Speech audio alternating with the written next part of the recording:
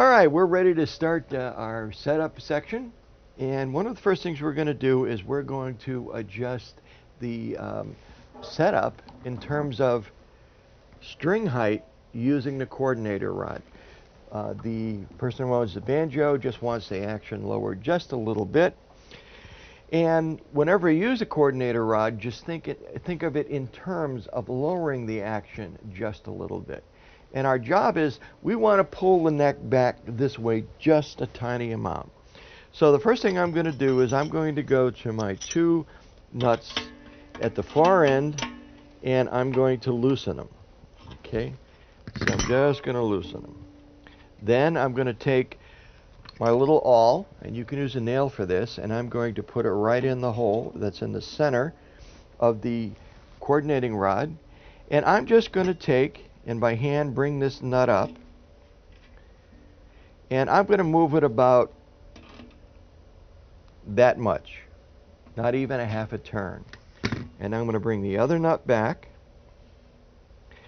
I'm going to hold the front nut in place, and I'm going to tighten this up.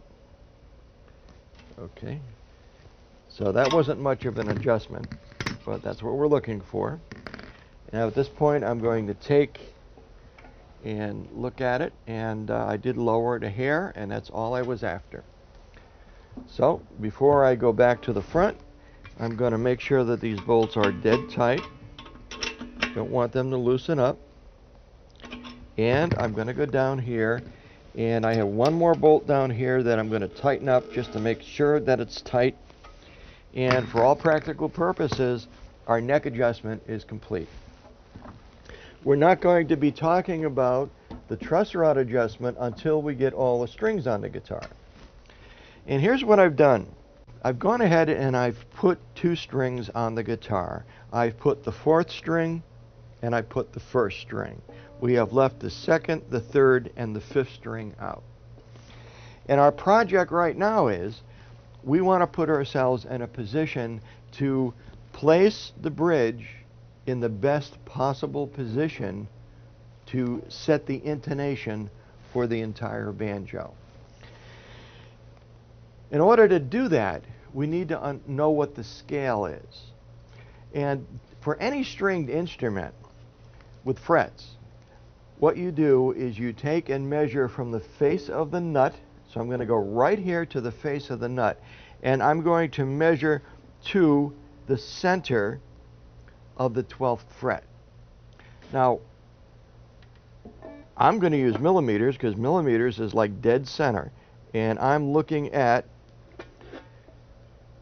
334 millimeters exactly. But where am I? I'm measuring right down the center. When we look at the first string, we need to measure here, and I'm still 330, but what I'm going to do is I'm going to take and double 334 millimeters, making it 668 millimeters. And so I'm going to put my measurement right there at the face of the nut, and I'm going to move my bridge so that the very front part of the bridge is at 668 millimeters exactly. So right here at the very front of the bridge, it is 668 millimeters. Now the next thing I'm going to do is I'm going to do the same thing back here and move it 668 millimeters. Ba-boom, right there. And it's starting to fall over a little bit, so let's get it. And what has allowed me to do this is I only put two strings on it. If I had strung this up with all 5 strings, it's going to be very difficult to move this. Now that I only have 2 strings on it, I can lift this up, move it to where I want it to be, and just put it down. So I'm going to set up the basic position with only 2 strings, and that's the key at this point. So let me go back and measure again. I am, to this edge, I am 668 millimeters on the dot, and on this edge, I'm a little off, got to come forward.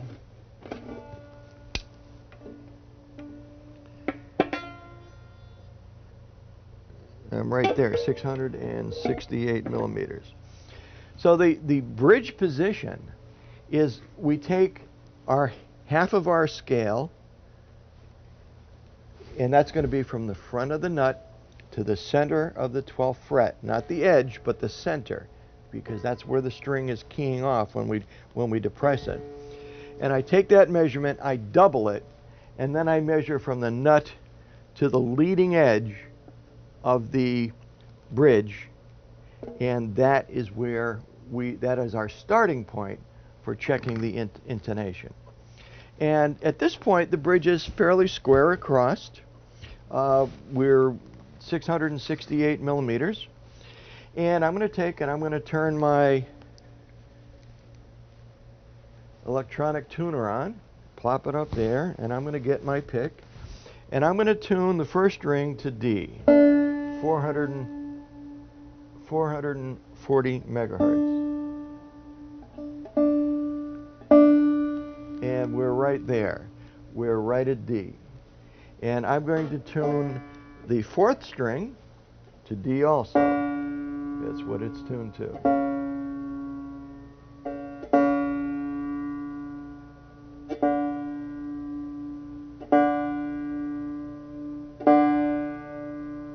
Okay, so I'm right there. I'm at D, a little sharp. Good. Good. So, theoretically, if this is in the right place, if I fret the 12th fret and I play the first string, that should be D, just an octave above it. And if I place my finger here on the 12th fret on the fourth string and I play this, that should be D, an octave above it. And it's a little sharp. And that is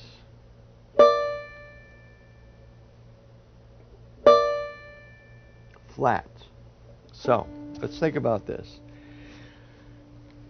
The edge of the bridge for the first string is in a position where it's flat. If I play this open, I got a nice D. If I fret it at the 12th fret, it's flat. So what I need to do is, in order to raise that up a little sharper, I need to move that point this way just a little bit to make the string length a little shorter. And I'm going to recheck it for my open D. Okay. And I'm going to fret it again. And I still got to come forward some. Okay. Try it again. Recheck my open D. I'm a little sharp now because I moved it.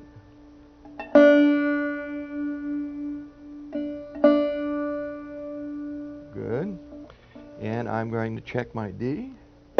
Fretted. Check it open again. Check it fretted. Okay, still flat. You need to come forward. Okay.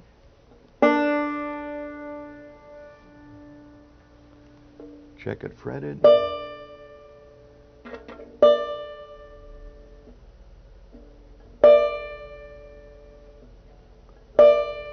Okay, good. Good. So now, if I play the note open, I got D. If I fret it, I have D. And if I do a harmonic, I have D. Just a little bit sharp. So I'm going to move it just a little bit back. Now remember, if I have all 5 strings on it, it's very difficult to move this. You almost have to do this operation and then loosen all the strings and move this back. So with a 2-string, it's going to be a little bit easier for you to get it in the right bridge position. So that said, I'm going to leave that right there. I'm not going to touch it. And I'm going to come over to the 4th string, and I'm going to check my open D right there. And I'm going to fret D, and I'm right on. And I'm going to check the harmonic.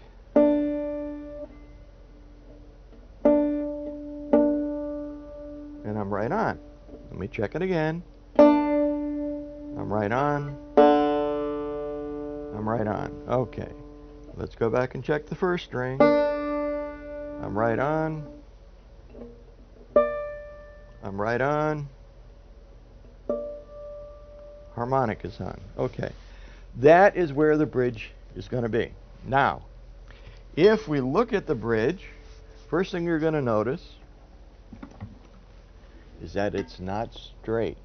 Well, if you want it to be in perfect intonation, you're going to have to live with it not being straight. If you any guitar you look at it, you look at the saddle, and that saddle is going to be on an angle. The heavier the string, the farther down it's got to be, because we need to make that string a hair bit longer in order to compensate for the fact that we're fretting it and we're stretching the string. So just to go over that again, we take half of the scale from the very face of the nut to the center of the 12th fret. And at this point, you can do one of two things. You can either take that measurement and go from the center of the 12th fret to the very leading edge of the bridge, or you can double it and go from here. I just find it's easier with the ruler or the yardstick just to butt it up against the face of the nut and look right there, and I can tell exactly where I am. So now that we have this in perfect intonation, in terms of playing a D open on the first string, and then fretting the D, and then checking it against the harmonic, and I'm doing the same thing to the fourth, okay, we're in good shape. If we go back and we measure and see what changes we made, the first string is 666. So we actually moved the leading edge forward and made the string shorter. And the fourth string is now at 667.5. Okay, so we just moved that a little bit forward. So this is how we set the position of the bridge. Now at this point, we want to put the other strings on, so we'll get set up to do the strings. But before that, I don't want to lose that position, because I may have to take this bridge off. So what I'm going to do is I'm going to take a piece of tape, and I'm just going to put that tape on a ruler, and then I'm going to take it off the ruler. What I'm trying to do is get rid of some of the stickiness, and I'm going to feed this tape directly under the strings. And I'm going to put the tape down right at the edge where the bridge, the feet of the bridge meets the tape. So if for any reason I take this off, I know exactly where to put it, and since I've already taken this tape, stuck it to something, and then taken it off again, I've really reduced the stickiness. So I'm not going to be ripping off the coating, the frosted coating that's on top of the banjo. So at this point, what I'm going to do is I'm going to start stringing it. And you can see we already have one string on there. It went around a post. It comes up over the top. I put it down through this hole. It goes underneath and exits right here. There's a little slot here which allows me to take that string, put it under the slot, and it's right there. The middle string, or the third string, is going to go over the post, come up over here, go into this hole, and come out from underneath, and then over the bridge. So what I'm going to do is I'm going to take the second string, and these strings that I'm using are Martin Vega strings. I have very good luck with them. And what I'm going to do is I'm going to take the loop on the string and just make a little bit of a downturn. And I'm going to flip it there, and I'm going to take and I'm going to come under the edge. A little stick helps, just like this. Okay, and now I am set to bring it up and attach the string. Okay, so we're right there. So I'm going to feed my string over like this. I'm going to put it in the nut, and I'm going to come past the post about the same distance between the post and the post in front of it. So I'm going to come that distance. I'm going to clip it off. I'm going to put this in, let it stick out about a little less than 1/4 of an inch. I'm going to hold it tight in my hand and start turning, and I'm wrapping it on the inside.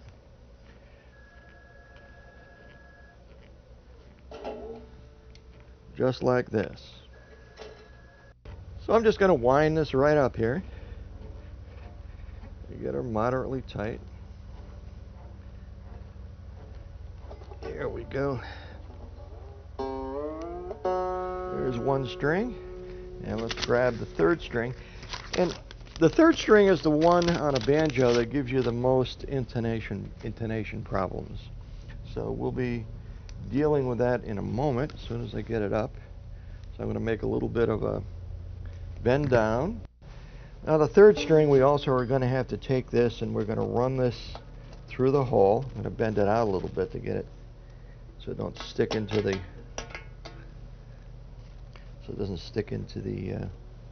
top. Hold it with a pair of pliers.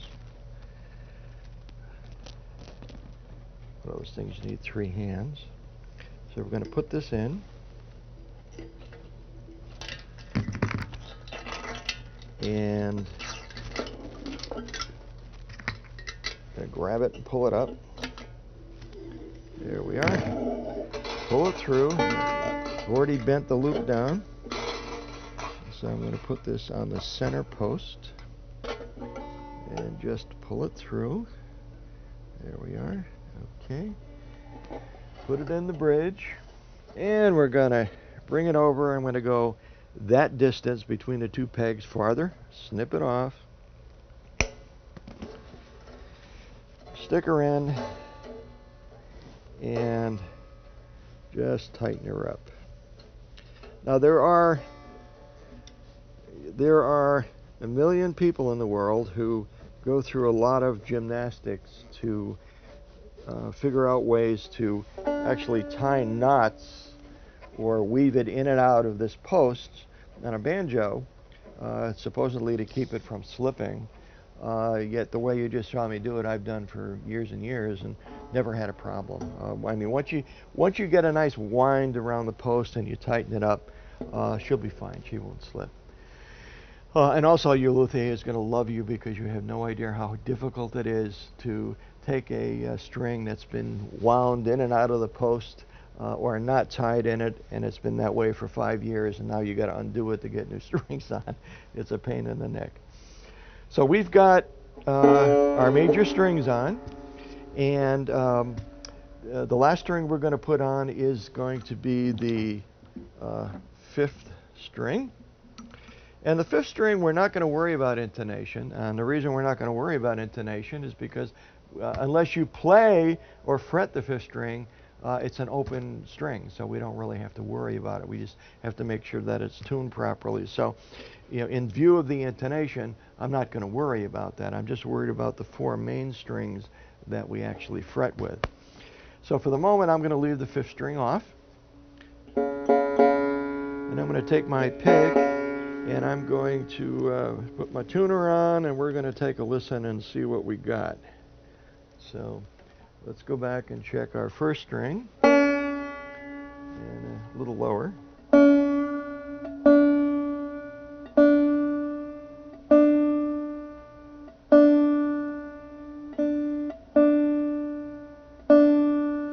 That's good. Do our 4th.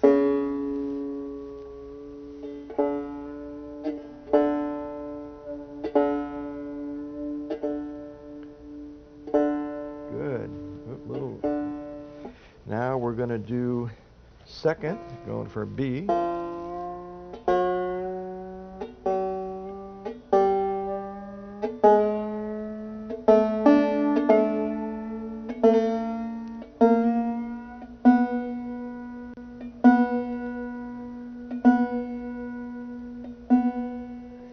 And we're going to do the infamous third string.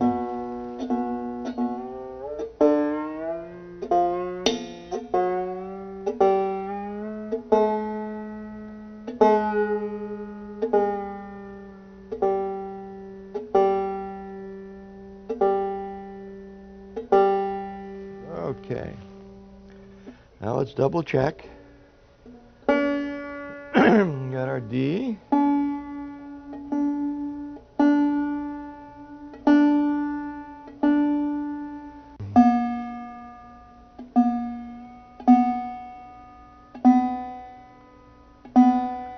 Got our B.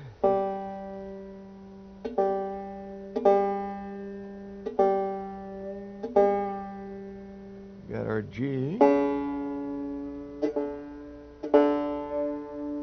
And got our low D. A little higher.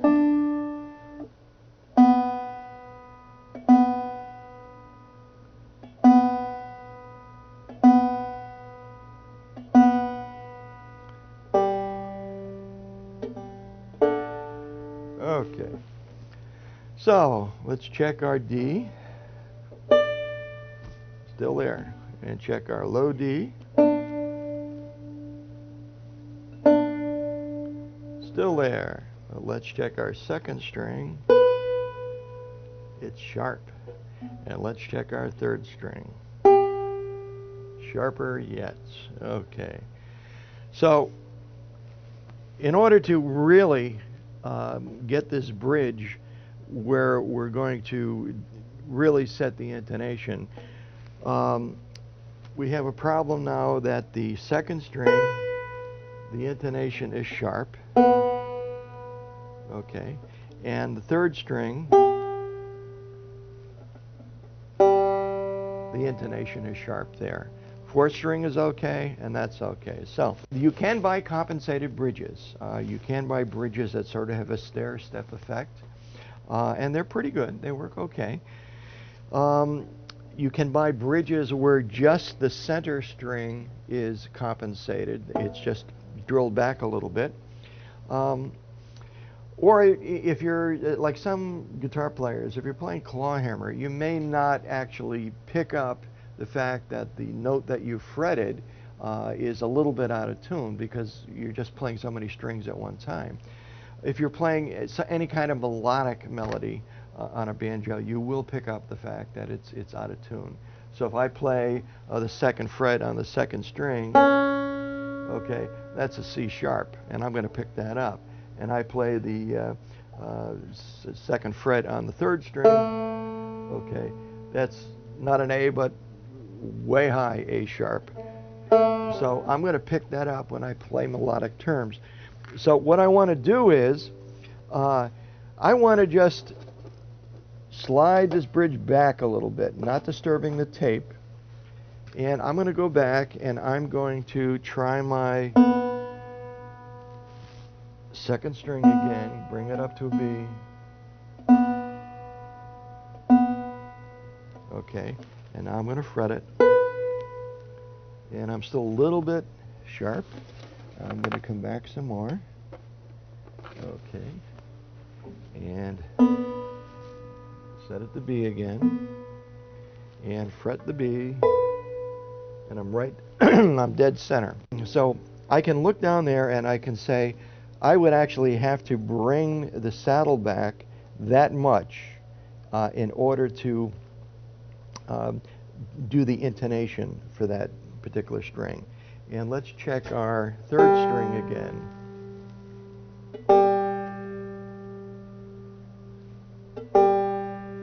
Okay, I got a G. Okay, I'm still sharp on the G. Okay. So I can change this by bringing it back somewhat and perhaps fix it somewhat. But the G would be, I would have to bring out the saddle so much on the G that it would pay me for this particular banjo to get a bridge that is formally intonated.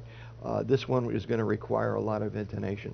Sometimes I can take my Dremel grinder and I can put it, take it off, take the bridge off, and I can file down the front of it and just go back a little bit and change the intonation. But on this particular one, it's going to need so much, it would be crazy. So what I'm going to do is, I'm going to just live with it. That one's going to be out of tune, but at least I know the first string and the second or fourth string are going to be fully intonated and not a problem, and I'll just order a new bridge for that one. The last thing we're going to do is we're going to put on the fifth string, and the fifth string, we actually have a little miniature nut here that the string is going to go in, but it's going to rest on the 5th fret, so we're going to be using the 5th fret as a 0 fret. So I'm going to stick this on, and going to bend the end down, put it around the 5th post, bring it in,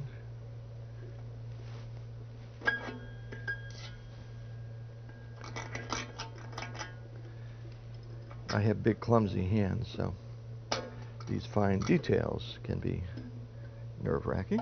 Okay, there we are. Now let's get it in the saddle. We got it. And we're going to bring it over. And I'm going to come back maybe past it about 2 inches, clip it off. Okay. Then we will put it in the hole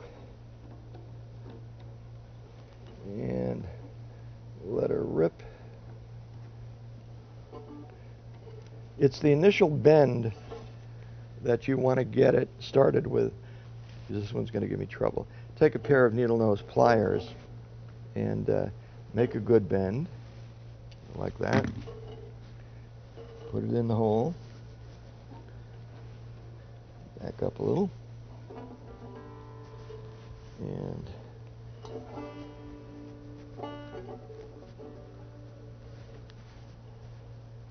need the proverbial 5th hand here.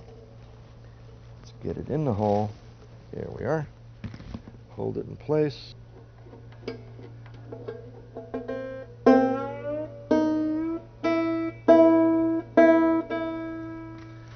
All right, let's set the tune here. So let's go for the G. G.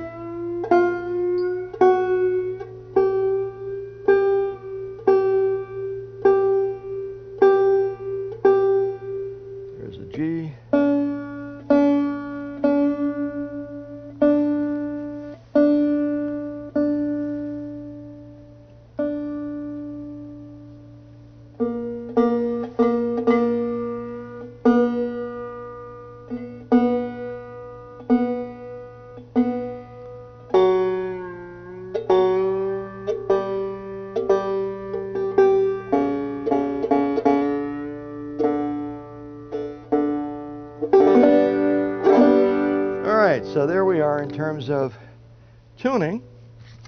Now the next thing I'm going to do is I'm going to adjust the tailpiece.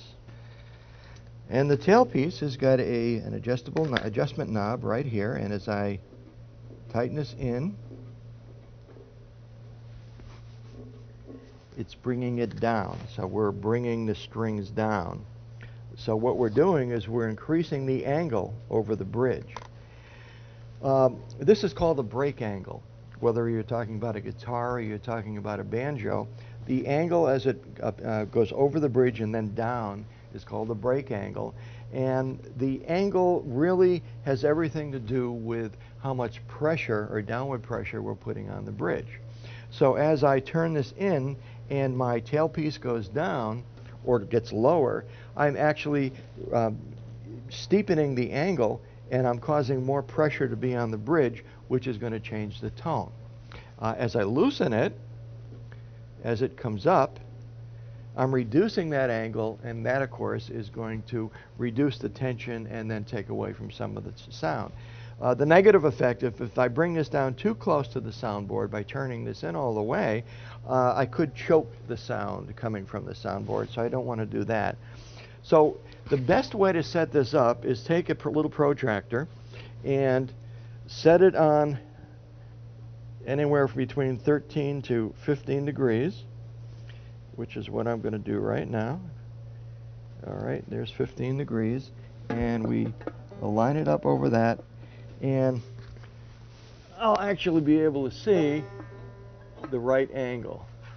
So I can come down quite a bit. All right, and that's about 15 degrees right there. So that's a good spot to keep it in, looking for a nice strong tone.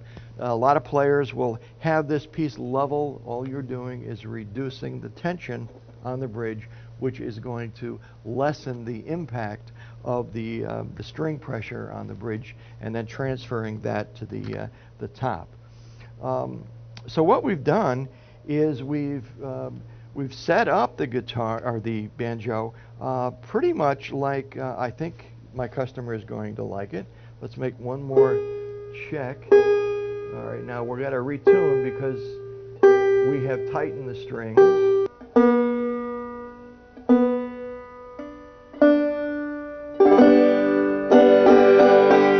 Okay.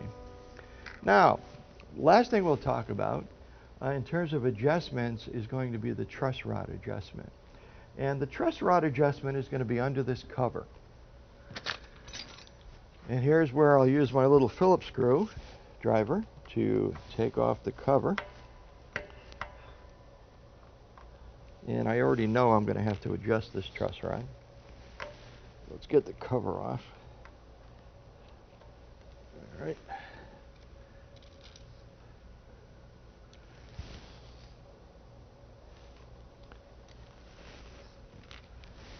One more screw.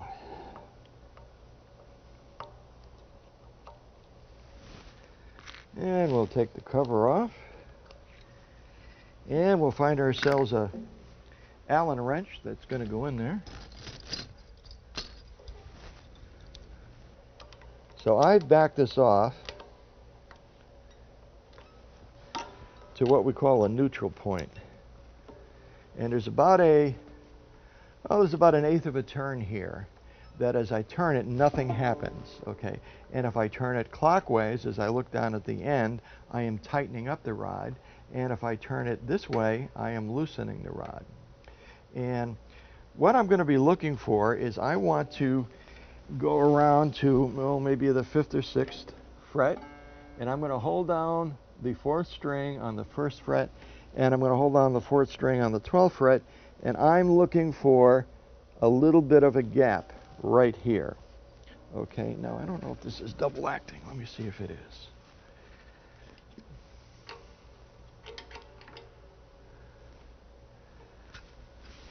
All right, hold that down. Hold this down. And it is, okay. And what I'm looking for is I use the fact that it's double acting because I'm actually, what I've done is I've actually made it come forward, and I put a little bit of bow in the neck. And what you're looking for is that with the truss rod, if you hold it down on the 1st fret and you hold it down on the 12th fret, somewhere around the 5th fret, 5th or 6th fret, you want to see about 15 thousandths of an inch, 10 to 15 thousandths of an inch. It's not much, but here's the problem, and I need my special ruler to explain this. So here's why the truss rod is needed. Now, using this as to simulate the string, and using this plane of the banjo, most of us think of the string as being in motion like this. And in terms of being on the banjo, because we pluck that string down, we tend to think of the string actually going like this as it's plucked. In reality, what happens is, once we pluck a string, the first or second vibration may be up and down, but then it starts to rotate. So it'll start going like this, and it will actually rotate all around. So, and you can see this yourself when you pluck a string and you look down at it this way, you'll see it's going this way and this way as you look down on the top of it. So it's actually rotating around, and that's because of the spring pressure from the neck. Now, the other thing is that when we pluck a string here, we're not plucking it in the middle.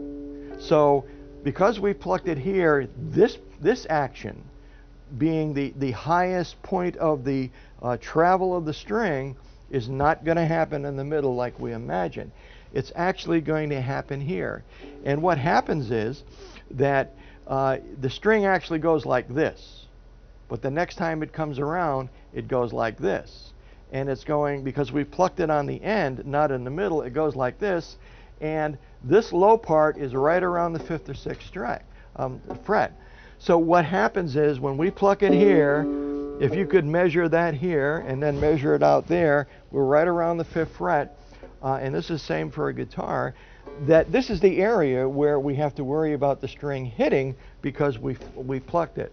So we intentionally allow it to bend right in this area. And on a guitar, the stress is so much from the strings that all we have to do is just loosen the truss rod a little bit. And by loosening the truss rod, the neck is going to come forward due to spring tension, or the string tension, and is going to give us that little bit of a bend. If we take and we look down this, and I sight down here, I don't want it perfectly flat. I want a little bit of a bend, that's what this has right now. That's called relief. And primarily, that's what the truss rod is there for. We're giving the entire string the relief it needs to not vibrate in this area because we plucked it here. And again, the string is not going like this, it's going like this. If you did that with a bungee cord, it's sometimes easier to explain. So this part here where it bends down is going to hit the frets right here. This part here, when it bends down, is not touching anything. We don't have the fretboard underneath here, so we don't have a problem there. So we always have to make sure there's a little bit of clearance right here. So contrary to popular belief, where most people think that the truss rod is there to adjust the action, well, it does adjust the action, but it's not there to adjust the action like a guitarist or a banjoist would think of it. In other words, the truss rod is not there to make it easy for you to play in terms of lowering the action. The truss rod is there to allow us some manipulation of the way the neck is bending to actually come out with this relief or this bend in the neck. And that's primarily what we're after with a truss rod. So the adjustments that we've done are, we have changed the top. We have learned how to adjust the tension on all the tension hooks to put the new top on. We've learned how to adjust the tailpiece. Now, some banjos don't have an adjustable tailpiece, but when they do, this is how you adjust it. We've learned to check the intonation and set the bridge. We've learned how to put the strings on. We've learned how to adjust the truss rod. And that pretty much covers everything that we're going to cover in this video. The one last thing I'd like to say is that when you talk to people about setting up a guitar, or you talk to people about setting up banjos, there are so many stories out there, and so many people have so many different ways of doing things that some of them are very true and some of them aren't so true. You just sort of have to find out which one works for you the best and gives you the most enjoyment out of your instrument. So wish you luck tuning up your banjo and have fun.